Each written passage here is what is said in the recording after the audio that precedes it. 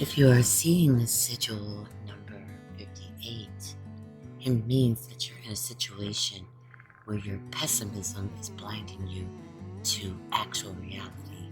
There's a reason that we are pessimistic. We were not born pessimistic. It is a strategy we learn to adopt so as to minimize pain. It is a defense mechanism.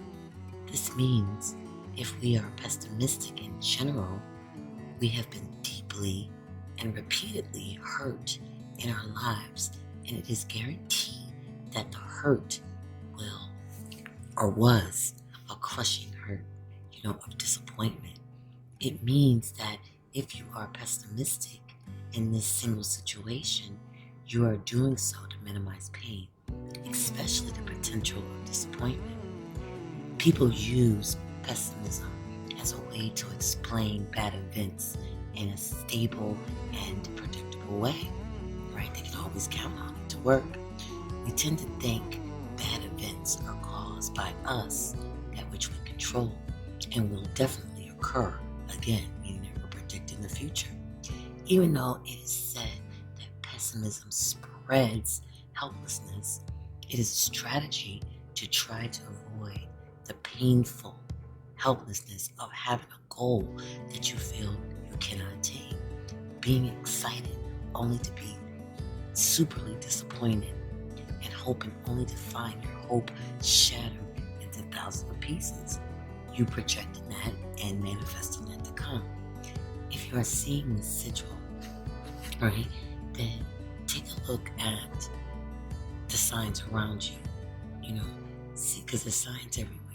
So in your daily life, look at the signs first of all, okay, and understand the message from the signs. All right. Also, while you're doing that, look at your ego. Is your ego getting away of looking at the signs and recognizing the signs, or are you ignoring it, right? Being blind to it, and therefore you're going to stay in your pessimistic ways, right? Here's the thing: pessimism affects the way we act or the way we refuse to act. Optimistic, as long as they are not using optimism as an active form of denial, tend to pursue their goals persistently, leading them to build effective strategies and resources, of course, that enable them to achieve their success. Optimistic people, that energy, it has a higher investment in a goal and much more preserving towards it, more focused on it with regards to attaining those goals. So in other words, they are happy and healthy and successful, not because of who they are, but because the way they see things causing them to act in ways that guarantee happiness, guarantee health, guarantee success. So like the pessimism, who guarantees and predicting that, bad events is going to happen, now and in the future. The optimistic person, the one that's being optimistic, not in like a denial kind of way. Somebody's just like, get real. They all really optimistic. And you're like, come on now. You're not seeing the reality of the situation. Not that type, but, somebody who's really targeting their goals and they're actually doing it. They're not just talking about it and complaining about it. So pessimism is opposite. Because of this, pessimism is associated with greater anxious and depression symptoms. Okay. Triggers, underachievement, and poor physical health. Pessimists often confuse themselves with realists. Right? I'll repeat that. Pessimists often confuse themselves with realists. But if you are pessimistic, you are not a realist. To see what is real, you have to see the reality is made of both negative and positive. Pessimistic people are much better at seeing the negative in life. but are blind to the positive.